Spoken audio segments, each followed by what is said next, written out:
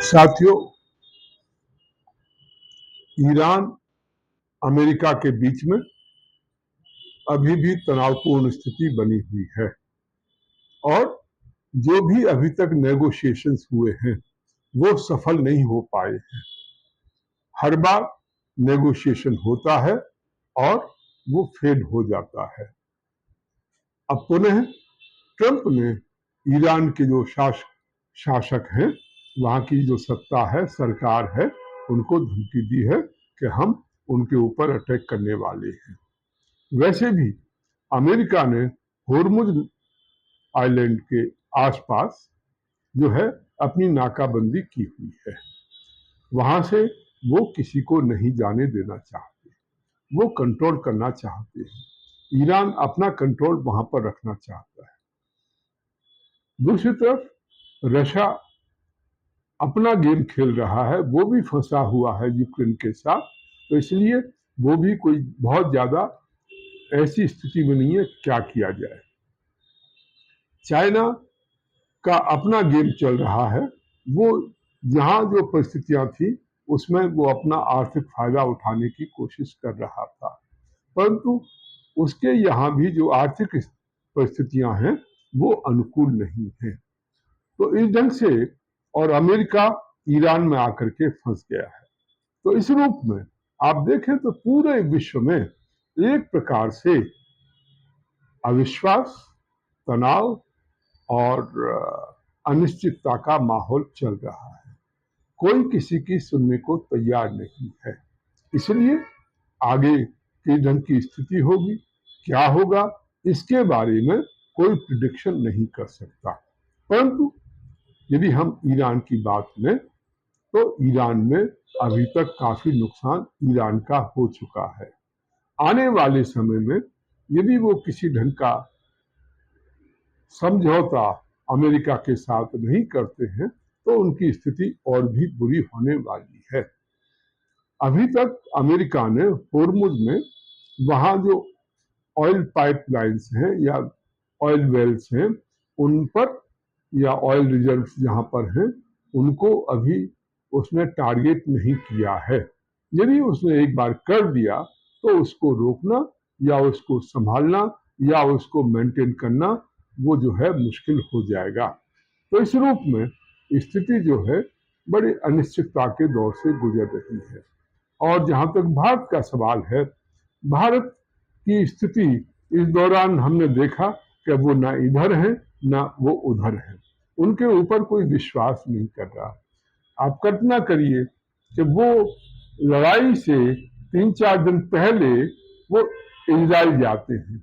अब मेरी समझ में नहीं आया कि इजराइल, जब आपको दिखाई दे रहा है कि इजराइल और ईरान में युद्ध होने वाला है, ठीक है, उनके बीच संघर्ष चालू होने वाला है, उन दिनों आपको इजराइल में जाने की क्या आवश्यकता थी? क्या आपको दिखाई नहीं दे रहा था? क्या आपके सलाहकारों ने कुछ आपको सलाह नहीं दी थी? वो वहां पर जाने का समय नहीं था। हम वहां गए, हमारे प्रधानमंत्री वहां गए और उसके कारण ईरान के साथ हमारे संबंध खराब हुए। और उनके आते ही, जैसे ही वो वापस आते हैं वैसे युद्ध चालू हो जाता है। उससे विश्व कम्युनिटी में एक ईंधन का मैसेज गया कि हम जो है इजराइल के साथ खड़े हैं। दूसरी तरफ हमने ढुलमुल रवैया अपनाया, ना हम अमेरिका के साथ थे ना हम ईरान के साथ रहे। हम दोनों तरफ अपना दिखाते रहे इस नाम पर कि हमें तो अपना नेशनल इंटरेस्ट देखना है। परंतु जब आप कहीं भी नहीं हो तो कोई आपके साथ कोई क्यों खड़ा होगा? और यही स्थिति आज हो रही है।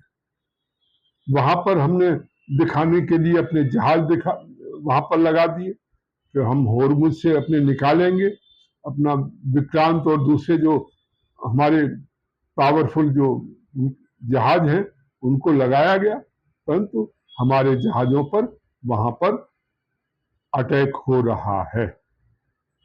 और ये अटैक अब पता नहीं ये ईरान कर रहा है या अमेरिका कर रहा है या दोनों मिलकर कर रहे हैं। ये नहीं कहा जा सकता, परंतु ये अनिश्चितता की स्थिति वहां पर बनी हुई है। और स्थिति ये है कि न ईरान हमारे साथ है, न अमेरिका हमारे साथ है, न इजराइल हमारे ऊपर भरोसा कर रहा है, न रशिया हमारे ऊपर पूरी तरह भरोसा कर रहा है। तो ऐसी स्थिति में ये जो अनिश्चितता का दौर चला हुआ है, आने वाले दिन बहुत और भी ज्यादा अनिश्चितता के हमें देखने को मिलेंगे। और किस ढंग की परिस्थिति बनेगी, आगे और युद्ध बढ़ेगा, एनर्जी संकट बढ़ेगा या उसका कोई समाधान निकलेगा, आज ये कहना मुश्किल है। और ट्रंप लगातार हालांकि लोग जो हैं वो कहते रहते हैं कि ट्रंप का पता नहीं क्या करता है क्या नहीं करता, वो शुरू से जो भी कर रहा है ईरान को खत्म करने के लिए, ईरान के रिसोर्सेज, ईरान की सेना, ईरान की सरकार, ईरान की गवर्नमेंट, उसको बर्बाद करने के लिए काम कर रहा है। और लगातार यदि वो युद्ध विराम भी होता है और युद्ध भी होता है, दोनों तरफ से वो जो है ईरान के लिए नुकसान जो है, भारी नुकसान जो है वो उनकी तरफ से किया जा रहा है। तो ऐसी स्थिति में ईरान के लिए सोचने की आवश्यकता है कि वो इस दलदल से कैसे निकल सकते हैं। और ट्रंप का बड़ा स्पष्ट है, वो इस सरकार को खत्म करना चाहता है।